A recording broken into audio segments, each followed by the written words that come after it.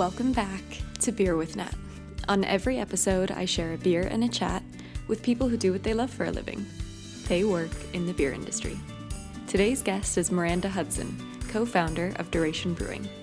A few years ago, Miranda and her husband and co-founder Derek Bates set out to build their dream brewery. She talks us through her role in building Duration's brand, business, and the brewery itself. Miranda and I recorded this episode at the London Craft Beer Festival, as she was invited down by Jane Barnes from Mothership Brewing to speak on a panel about breaking into the beer industry. If you missed the panel, don't worry, you get to hear Miranda's full story right here. And this episode may just make you feel like you were at the festival. The festival's organizers kindly allowed us to record in the Brewers Lounge, and although the space was perfectly quiet during the day when I scoped it out, I did not realize the party atmosphere it would turn into later on. That said, the background noise is a little bit louder than usual on this episode, but I was really keen to catch Miranda while she was in town, so we made it work. Miranda talks us through her varied career path, the skills each job has given her and how they've helped in her current role at Duration, and finally, what she enjoys most about being a part of the beer industry. Here she is. I have Dripping Pitch, which is a West Coast IPA. It's one of our latest beers that we've made. We brewed this at Cloudwater, and it's just a really crisp, zesty, nice snap of bitter at the end, old school kind of West Coast IPA. Yeah, I'm pretty excited to try this because they've disappeared for quite a while, you know. And yeah, so my husband Bates, he sort of trained and learned on this style and used to make it a lot. The thing he loves most is balance in a beer. So, whatever the style, that it's executed well. It's got to have all the aspects in play and working well together. Ooh, beautiful. Very nice. Thank you. Cheers. Like you said, that snap, it's such a good descriptor because there's that bitterness that it's clean, it clicks, it's so refreshing, and it gets you ready to go in for more. And it's that nice resiny characteristic where I feel like I'm back home in California with a proper West Coast IPA. Oh, so that means a lot coming from you. Oh, cheers. Thank you. Yeah, it's so lovely. Thank you. So you are the co-founder of Duration Brewing, and while Duration is currently building its own brewery at the moment, which I'm really excited to hear, how that progress is coming along. Slowly. You have been producing beers for the last few years, either doing collaborations or doing contract brewing with various breweries. While you build your dream brewery, take me back to that initial conversation with your co-founder, who is your husband, Derek Bates. Where did this idea come from, and how have you brought it to where it is now? Gosh, big questions. It is a big one, I know. I would say we've been building Duration to be a progressive farmhouse brewery. We want to make fresh beers and wild ales, but all of them that have, a sense of purpose and definitely inspired by nature and a lot of provenance to them. So we've been building that kind of vision. Bates has probably been building it in his mind's eye for a couple of decades, but we started in earnest probably at the beginning of 2017. Okay. Bates had been head brewer at Brew by Numbers, and he'd been brewing or chefing in and out of breweries and kitchens for the last, 20 years. And wow. He started in the States, which is where he's from, South Carolina. So I think he just wanted to have a ship he could pretty much fully steer. And to him, that was about putting a connection to agriculture into the beer. And my part, I guess, came into it when I was hearing him talking about it and not actioning it. And I've always been a bit of a go-getter and a sort of dive in, think later kind of person. And it's till now paid off for me. So we'll see what happens with this project. But yeah, it's been about 2 years. And we found the site first. And it was beautiful, and it was everything that we wanted in terms of hardwood trees, natural water source, historic building, remote, uninterrupted, and lots of agriculture and other producers and makers nearby because it's in Norfolk, and Norfolk's very agriculturally focused. And yeah. So it's the right home for what you're doing. So it's the right home, and it was a long old road because we had to raise the funds, we had to consider the building and how we could be sympathetic to it given that it has some strict sanctions. It's a scheduled monument. It's on the site of a 12th century priory. Oh my goodness. It's You really did 16th make a big project for yourself, didn't you? Yeah, we actually looked at a couple of other sites, and we kind of thought this one would be the most complicated and wanted it the least. And a couple of others, while they weren't as amazing, they would have been a quicker route to get where we wanted. But I don't know what happened, but we were speaking with the landlord, and he was saying, there's some good grant money going, and he was already trying to build around that building and put other makers and producers and grow a sort of sense of community there anyway. And it will be great to find a sort of bigger tenant to go in this barn. So you signed up? We got our arms twisted, Yeah. and we did get the grant funding, which was amazing. And that meant that it also brought with it a lot of local support, because the grant was locally awarded. And yeah, it started from there. And I think we were speaking, so because Bates is from a brewing scene anyway, he was relatively well known already, and so I was saying, well, let's go and speak to a few other brewers and get some opinions and get some feedback. And as we were building our business plan, we were speaking a lot with Paul Jones from Cloudwater, and I just said, shall we do a collab? And he was like, of course, absolutely, definitely. And so he kind of debuted us, if you like. And then that started a chain of events where we did a lot of, I think we've done about nearly 24 collabs or so. Wow. Yeah, and then from that, we were sort of live and out there. So we thought, well, this is taking a little longer. There's a lot of hoops to jump, and the kit that Bates wanted to spec, he didn't want to compromise, and he really wanted to invest in good equipment so that the brewers we work with can really use their creative skills and do back-breaking work. So that was expensive. But it's that initial upfront investment to be able to make it last and have it be what you want. If you're putting this much love and care and time and funding into it, you want to really have it be your dream. So what does your day-to-day look like these days? Of course, the project has changed a lot from that initial conversation to kind of say, stop dreaming, let's do it. Yes. And you're the let's do it person. So how did you get things started, and what are you working on today? So it's at a really exciting stage at this point. We've just come back from seeing the kit in manufacture. We went with Vraucon in Germany as our brewery maker, and so we've just seen it. So it's feeling very real. That's amazing. I often relate building this business to being an expectant mum, and and you can't quite see past the birth, and you're just like, I'm this many weeks, next? I'm that many weeks. So And at least that's 9 months. This, you don't know how long it could take. So I'm just at that point now where I'm realising I'm going to have a child, and it's going to be a really nice thing to have the sort of long-sighted goggles on. Everything's been like, how do we get past this hurdle? How do we get more money? How do we get the planning application correct? How do we get past having no way of draining at this site? How do we bring in the power? How do we keep going with the collabs or, Cuckoo Brewing? Contract brewing. Yeah. So it's going to be really nice to have the sole focus on running a brewery and making beer. Yeah, I hear you. It's funny that once you finally get the brewery, that's going to feel easier in a sense. I'm sure it'd be a whole set set of different challenges, but the ones we wanted originally. And we've took this huge sidestep to get there and done it quite publicly, which at times can sort of fray the nerves, and there's no turning back, and the ambition has been said, it's out there. So yeah, the day-to-day at the minute is we've been looking at all of our compliances, how we're going to run a lot of the processes and procedures. Just recently took on our first employee. Congratulations. Thank you very much. That's a big moment for any new business. That's great. Yeah, so we're all working together to sort of think about how we're going to make everything we do happen, and so that's everything from meeting with packaging companies to hot merchants to looking at the software we'll be using. And some of those things you were mentioning along the way of, if it's a listed building, so there are special considerations or the drainage problems, who do you go to help get these answers? Often it was other brewers. So you can tap into that community through your collaborations and through Bates's network as well. Yes, to get the info and the answers you need. A friend of ours at the same time was setting up a brewery out in Canada, and he was also in a remote place, and he said, I had this same issue and I was looking into this system, and it's incredible.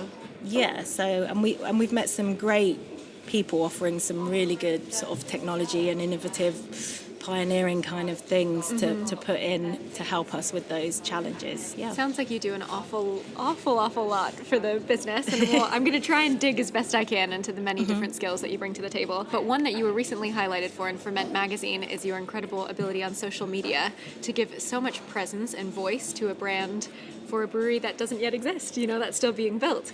So how did you go about doing that? Where did your sort of social media expertise come from? And why is this transparency and sort of authenticity important to you? If you're going to go all in on a business, like hook, line and sinker, your heart and soul, and you're going to wear what you do on your sleeve, it has to ring true, So while marketing is a way professionally of presenting yourself, I think we just wanted to speak to our values and our ethics and kind of be true to what we were doing. And so I don't think it was that conscious a decision, really. I think when we asked Cloudwater, could we do a collab with them, it just started a chain of events. And then we were like, oh, it's out there now. Yep.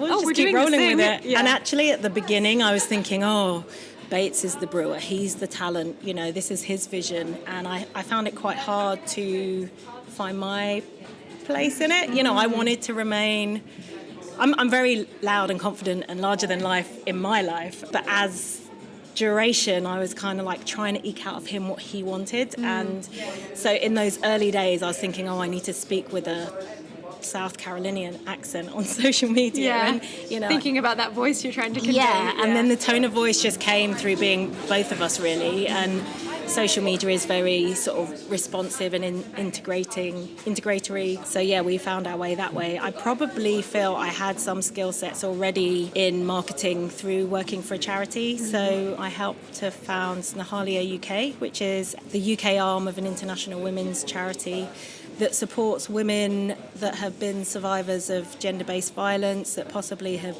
been trafficked in some way, that maybe have children that they want to help get an education. They also might need healthcare support. They might be marginalised, hard to reach places. So I helped that charity seek fundraising and some new international partners. So we teamed up with Malala Yousafzai's foundation to sort of amplify female voices, and then because we were a charity that had lots of healthcare and education and rescue services, we'd take Malala Yousafzai's film out to remote places, and then we'd have all these amazing girls and women stand up saying, I'm not in the life I want, this is happening, I want to do this or I want to be this, and we could signpost them to empower them to get to those services. places. Yeah, so working in the charity sector and running a lot of the marketing for that.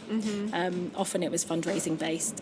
I learned to give people the power to affect change, and people love more than anything, I think, is feeling like they're doing something to help. I think in the beer community it rings true as well. Everyone, that we've met along the way, we say, we're doing this or we're doing that, we're not quite sure about this, and so many people have said, well, come and talk to us, we had this problem and this is what we did, and it's a very sharing community. Yeah.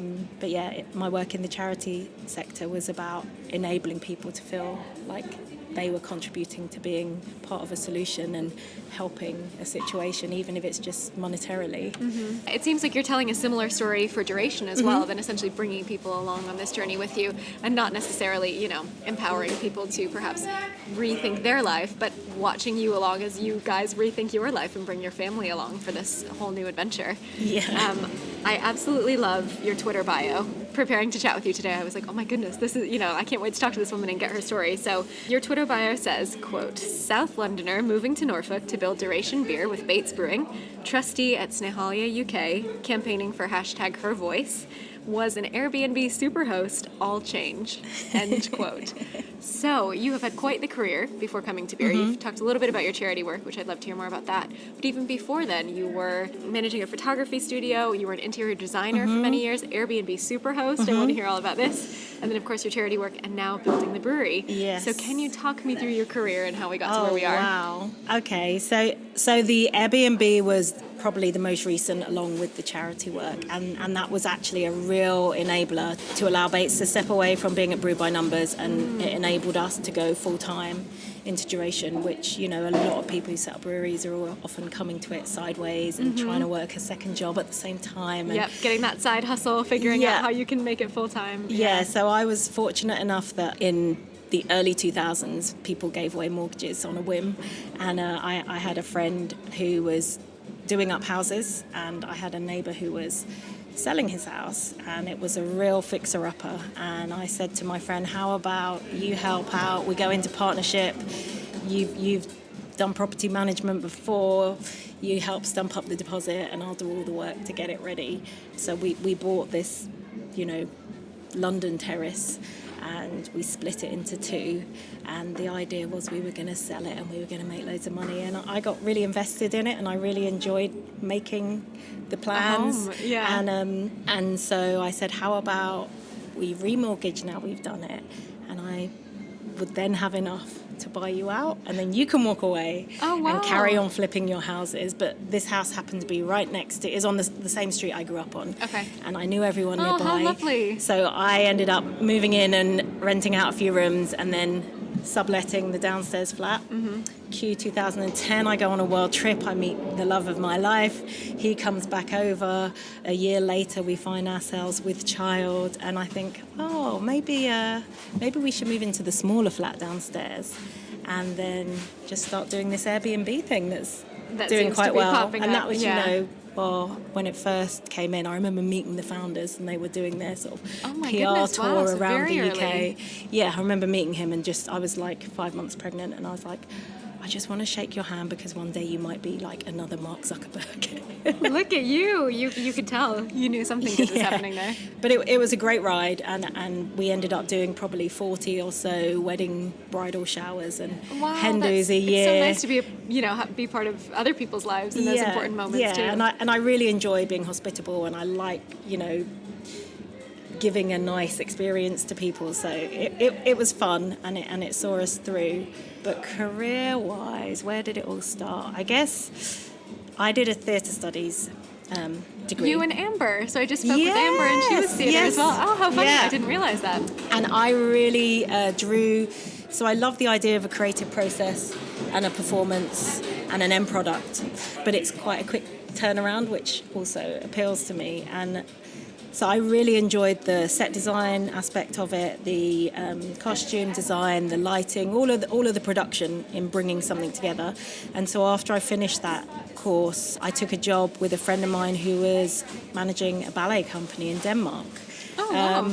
And they needed someone who was good with a sewing machine, who could keep the unit of dancers together, and who could go on tour with them and you know, help bring the costumes together and then tour them and keep them clean. And so I took that job and loved it, and I felt like, well, this is my runaway to the circus. Yep. But and did it take you to Denmark and to other places as well? Denmark, and then we toured all around Europe with it, and you know, we were whizzing in and out of towns at a rate of noughts. I was setting up all the dressing rooms and putting all the costumes out. We did like Elvis the ballet, the Tchaikovsky trilogy really of so lots of Nutcracker and sequins for the everything. Elvis one. I Oh imagine. yeah, and I loved all the challenges. You know, like at one point Elvis goes from, you know, like a single-breasted jacket to his rhinestone cowboy outfit. Yep. So I was also on props because it was a small touring company, and you know, I'd be like, how many people do I need to take off 6 garments, give the performer some water, put on a Velcro removable rhinestone cowboy outfit, and then send him back out from the wings. And so I really like logistics, and I enjoy being around creative people. I also worked in film for a little bit and assisted dance photographers and fashion photographers and did a bit of art direction, and it's all very practical. There's a lot of physicality to moving all these things around and making this big beast of a production happen. Which is quite interesting, because I think most people think of creative worlds as something that all happens up in your brain, and you know, what's the next idea? And you're thinking more about the action steps to make that a reality. Yeah, so I like to be the person kind of behind the scenes.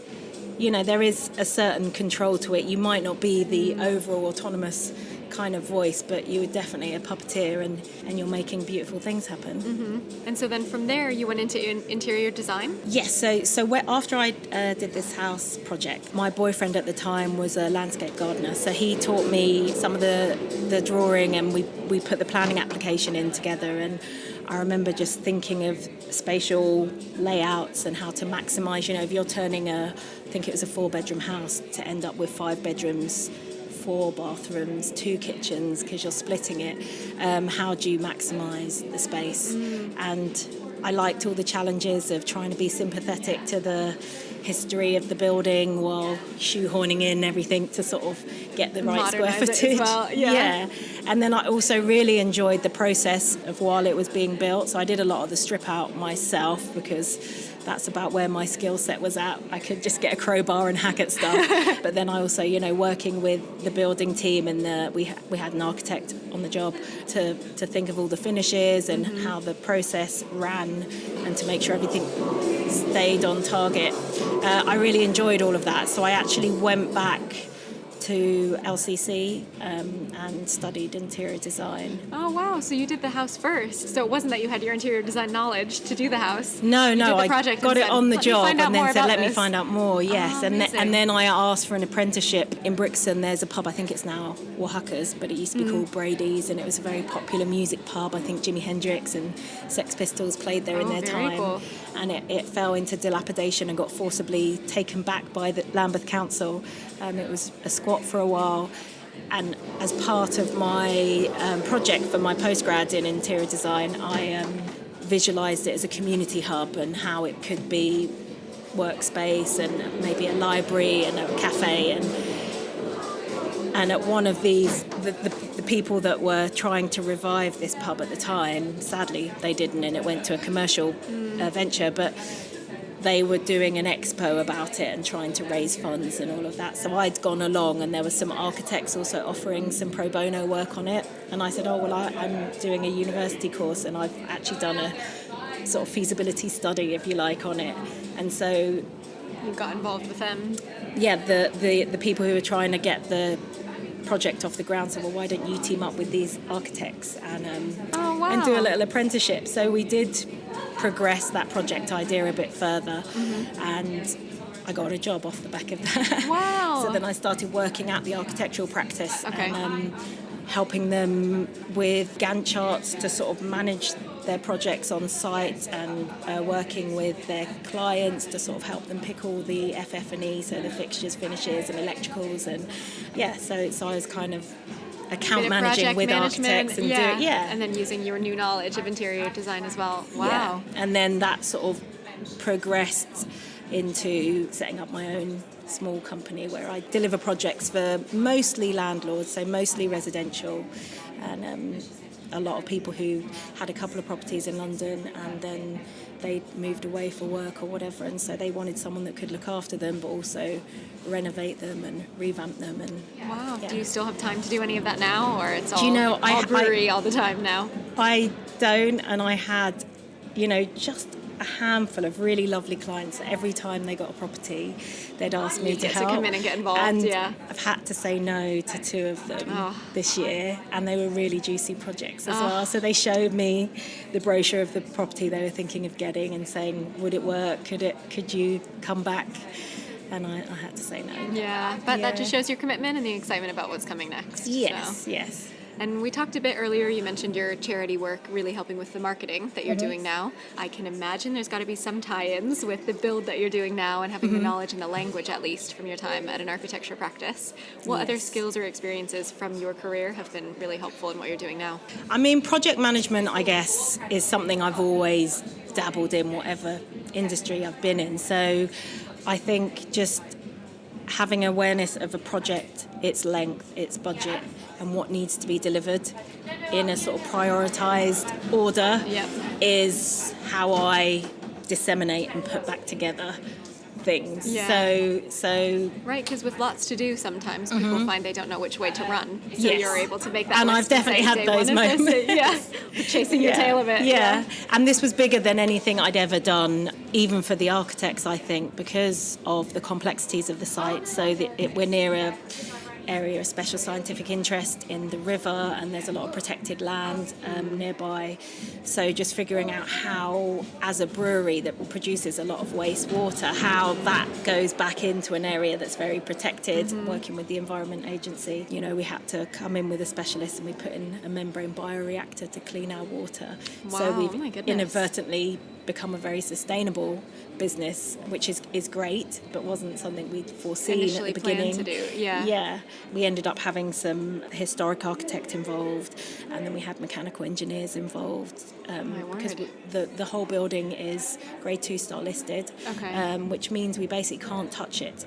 So you're working within it. We're working on the within floor, it. but you can't touch the outside We of the can't building at touch all. the outside. My So goodness. anything we do touch, if it's to repair and restore, needs to be like for like. In a very special way. Yeah, so the roof had to be sourcing redone. particular materials as well.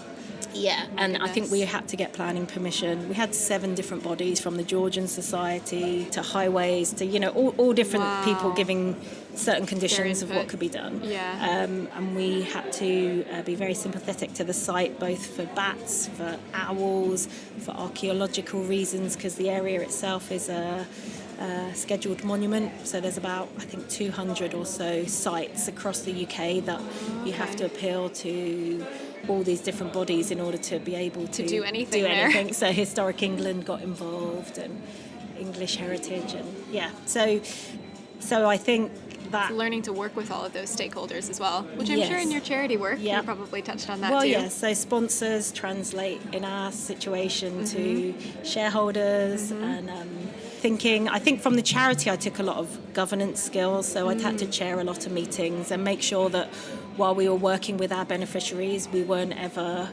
placing our values on them, you know. So if I did a project, Her Voice was one where we wanted to give the platform for women to share their stories, women that have used the charity services. And that story might not be the obvious headline that girl survives monstrosities at the hands of sex traffickers or whatever, you know. So her story could have been why she chooses to be an ice cream vendor, or, you know, whatever aspect of her life. It doesn't necessarily need to bring up the trauma, but the progress that she's made. So a lot of governance skills that I got from the charity were, you know, in how to consult and then create something. Throughout the experience of the build and, you know, getting the business to where it is now, what's been one thing that you found to be quite easy using your past knowledge, and then what's another thing that's been a totally new challenge to you? I find it very easy to get out there and ask. Good. That's tough for a lot of people. That's some people's big challenge. Yeah. So I do believe sort of in the power of yes. So if you ask people that are like you and have been through something that you're going through, they will want to give you the way. They'll want to help. And so Bates was quite reticent at times to go for collabs or to ask for time off people. So we, at the very beginning, when we were doing our business plan, we were speaking with Ed from 5 Points and Annie and Alex from Lost and Grounded and Paul at Cloudwater, and, you know, 8 or so different breweries that we were constantly asking questions to. And I remember Bates being very like, oh, you know, they're in the middle of an expansion, or they're off at this festival, or they're doing this, they're doing that. I'm like, it's fine. They don't have to answer straight away. Yeah. So I found it very, very easy to ask people questions, ask for help, ask how would you do this, and I think that people have got excited by the idea of what we're planning to do, so they want to see it happen, or at least that's what I'm getting. And so I found that we've never really been knocked back by anyone. You know, obviously some people are like, I'm a bit busy right now, but I'm going to come back to you. But you know, so I found it really easy to network and to go out there and just talk to people. And I find that's been really beneficial. Yeah, it sounds like it. Challenges? Challenges. There's been so many. Keeping the faith, I think, is a really hard challenge, especially if you are running the marketing for a company. Yeah, so that's quite interesting off the back of what you just said, that you're good at asking for things, because of course that means you want to keep pushing it forward. Yeah. But yeah, it's those little feeling in the belly of doubt moments. Yeah, and doubt's a good thing, and fear's a good thing. It pushes you forward. Yeah, so we wanted to invest in our equipment. We picked a very complicated building. We wanted to work with the right team. We wanted to have a certain amount of ethics, sustainability, all of these dreamy things that when you're building something from the ground up, you want it all. And so I think it kept getting bigger. And how do you just keep your nerve? Yeah. Do you think, is this change beyond all recognition? Is it getting too big? Is it just too ambitious? So I think keeping my nerve and just, when the doubt creeps in, or when you think, oh, we've bitten off more than we can chew, I think that's been really hard at times. And just, if you're all in, there's nowhere to run back to. Yep, you just have to keep You just keep going forward. Yeah. So that's been a real challenge for me. And Bates is very good at saying, it's all just going to come together. It's going to be fine. I'm like, but how? But why? There's this, there's that. There's so many plates in the air. So I think just one of the biggest challenges sometimes just stepping out, taking a minute, getting your beat, and then just continuing and taking not a breath being like a rat in a wheel and just Yeah. agitated by yourself. And Yeah. yeah. So paint me a little bit more of the vision. Of course, there's still more build to do, but with your interior design expertise, I'm intrigued by what the space is going to look like and how you're going to get people out from London or from around the world to it. So let's do some daydreaming. Paint us a picture of what it's going to look like. So in going very remote and sort of escaping the city, if you like, we wanted more than anything for the beer to be inspired by what was around us and by nature. So and I mean by wildlife and also farming life. So both within the beer and just in the ambience. We didn't want to be confined by square footage and being sort of cheek to jowl with everyone else. And we wanted to be away, both for creative reasons and just if we're going to be doing this our whole lives and we're parents and make sure you've got the space, the room to grow, the space peace and the quiet. beauty and the inspiration from nature. So the building we've chosen is a 16th century barn. It was used as a grain store. I think it was initially built as from the ruins of a priory. And it's very peaceful. The River Nar runs alongside it. There's lots of cyclists and there's a few pilgrim trails very nearby. It's on the way up to the Norfolk coast where there's lots of beaches and just lots of outdoors kind of adventuring and things to do. So the building itself, we've kept it very stripped back. So we wanted a beautiful contrast between pristine stainless steel engineering of the brewery. Kit. Yeah.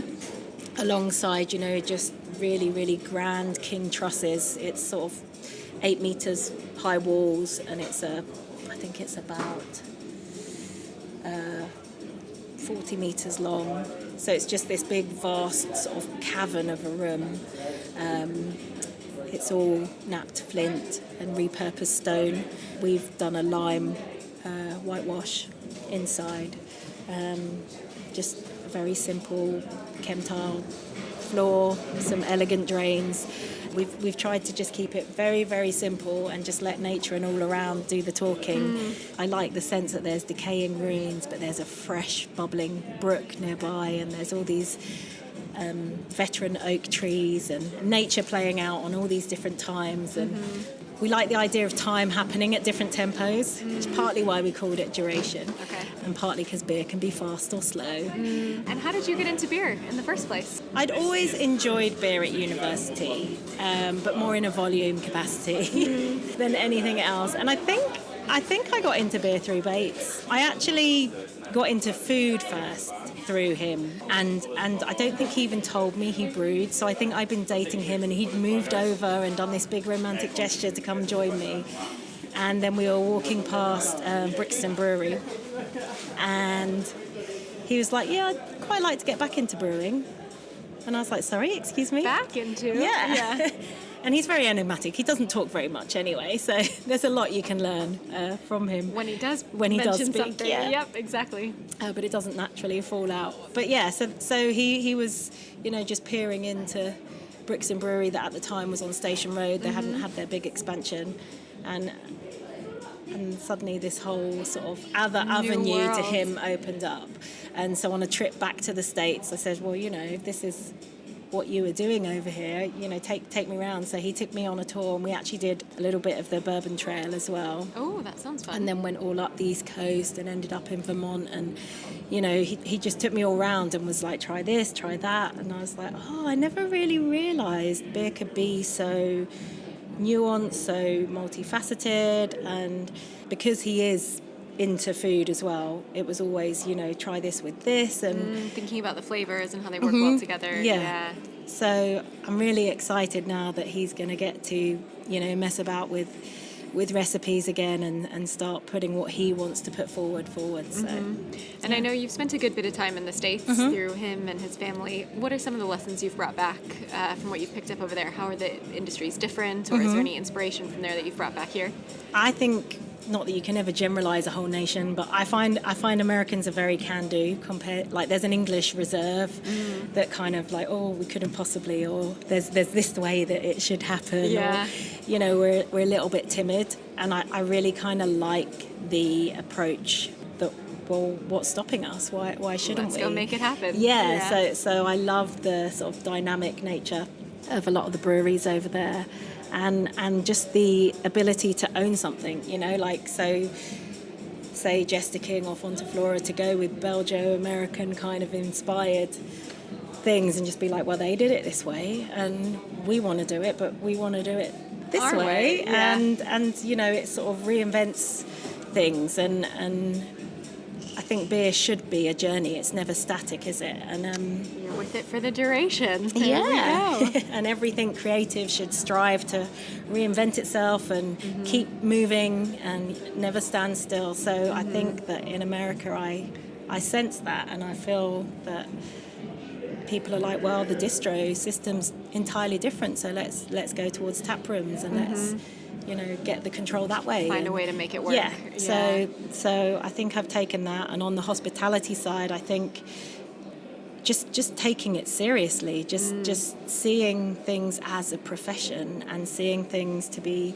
celebrated, like the way that you greet someone into your building and the way that you look after them, and that their experience is held by your team and your staff. I think that's a beautiful thing, and it needs to happen for you and to you. So I think hospitality is a big thing. And little bits that you can help bring home as well and have in your establishment whenever it's open. So you have made lots of progress to date, and there is still a ways to go. But if there was someone else who wanted to do something similar to what you're doing, what advice do you have for people to maybe take the project, whether it's beer related or not, that they've been talking about for ages, and make it a reality?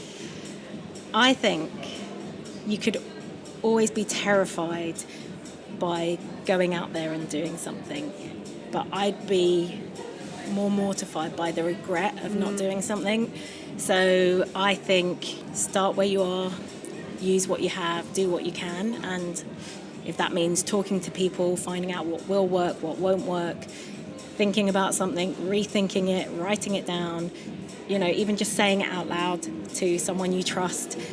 And that's how ideas become reality. Like, they don't happen through letting them just exist in your head. It's great to even have an idea in the first place, and so to move forward with that, just to do it. Yeah. And things don't happen just by quandary and not action. So however you can make something get stronger, it's a layered effect. It's not going to happen just through thinking. You've got to start doing it and writing it, talking about it, and just moving it forward. And I think just by having that dedication to it and accepting that something won't get in your way, and the only thing you have to do is find a way through and a way round or a way forward or over, just stick with it. And if you don't feel like sticking with it, then it's obviously not right. Not the right fit. And another idea will come along. Yeah, exactly. All right. Well, it's time for my last question for you, which I end all my interviews with. What do you enjoy most about being a part of the beer industry? I love the communality of it. And by that I mean it can be all things to all people. So to me, beer is exquisite and to be savoured and enjoyed slowly, very different to my former me that thought it was to be had with Paul, many pints just to get high. And I think for a lot of people it can become not like a moniker, but it's a way to get into a new tribe and a new culture. So for a lot of people, it's a way into a community, and for some people, it's just something enjoyable to have at the end of a day, to commiserate or to celebrate what's gone on with your day. And for some people, it's, you know, food, and it's always connectivity and communality and bringing together of people across places and time, just to sort of chew the cud. So I like what happens with a beer as much as what the beer is. Yeah, when people come together around it. Amazing. Well, I look forward to someday drinking your beers in the space that you have created. Oh, I look forward to that for so us all much. to come together. Yeah, I'm sure you do. Well, thank you very much for your time. I've really enjoyed talking to you. Not at all. Thanks ever so much for having me. It's been really good. Thanks so much for getting to the festival early to record with me, Miranda. And thanks for putting up with the party in the background. Someday I look forward to another catch-up in the tranquil surroundings of your brewery. To keep up with Duration's build, follow their progress on social at Duration Beer. Next week, our last episode of Season 2, you'll hear from Natasha Wolf, London sales manager for Manchester's Beatniks Republic Brewery. Chat soon.